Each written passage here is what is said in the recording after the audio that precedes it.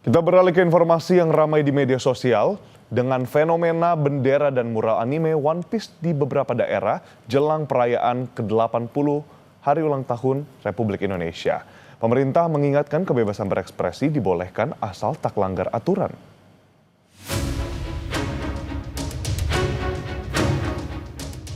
Bendera hitam bajak laut bergambar tengkorak Jolly Roger bertopi jerami khas tokoh utama serial anime One Piece jelang peringatan Hari Kemerdekaan RI menuai polemik.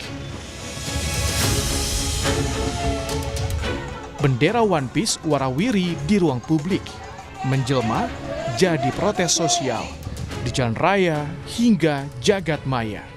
Warga bilang ini bentuk ekspresi. Idenya masyarakat kita coba ungkapkan di sini. Mereka kepingin ada gambar One Piece, ya kita gambar. Jadi tidak ada pikiran apa-apa. Tapi ini menjadi wilayah yang sedang digandrungi masyarakat. Bendera bajak laut juga dikibarkan para sopir truk di Pelabuhan Ketapang, Banyuwangi, Jawa Timur. Sopir truk frustasi, tertahan berhari-hari dalam antrean panjang menuju penyeberangan ke Bali.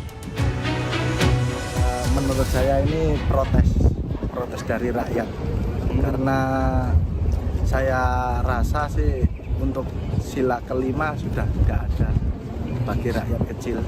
Sopir kemacetan ini ya cukup melelahkan. Soalnya di sini juga berapa hari biaya juga membengkak.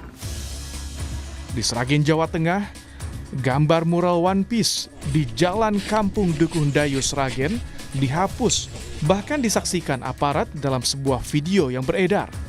Bupati Sragen menyebut bentuk ekspresi tak boleh mengganggu fasilitas publik. Itu hanya bagian dari ekspresi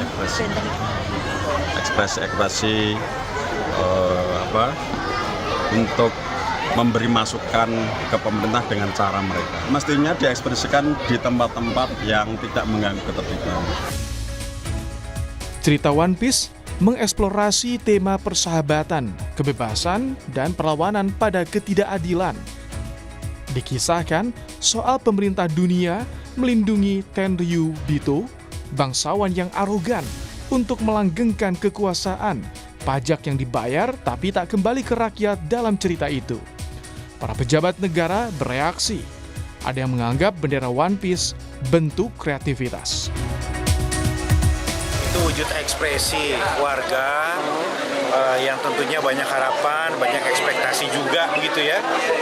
Dan menurut saya dalam negara demokrasi ekspresi itu wajar sejauh itu tentu tidak bertentangan dengan konstitusi kita.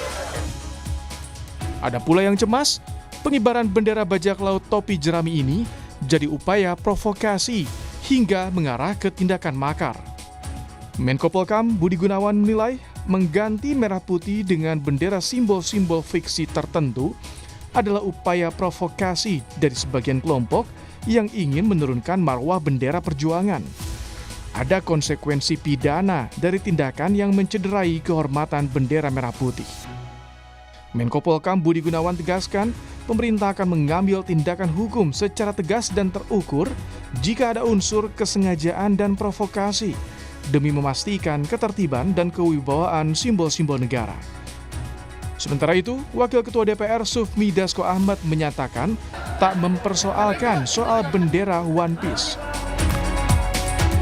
Secara keseluruhan bahwa kreativitas pengibaran bendera dan juga pemakaian bendera One Piece itu menurut kita nggak ada masalah. Menteri Sekretaris Negara bilang ada banyak cara melampiaskan ekspresi pada pemerintah. Mensesnek bilang pemasangan bendera One Piece jelang HUT RI jangan mengganggu kesakralan bendera merah putih. Kalau berkenaan dengan kreativitas dari kawan-kawan komunitas-komunitas, tentu itu sebagai sebuah kebebasan berekspresi dan tidak ada masalah. Tapi tolonglah, ini jangan dimanfaatkan untuk hal-hal yang mengganggu kesakralan. Misalnya kemudian memanfaatkan kreativitas tersebut ya, untuk menghimbau ya supaya mengibarkan bendera-bendera selain bendera merah putih. Kan itu yang tidak benar gitu. Namun pemerintah mengapresiasi ekspresi kreativitas selama tidak melanggar batas dan mencederai simbol negara. Tim Liputan, Kompas TV.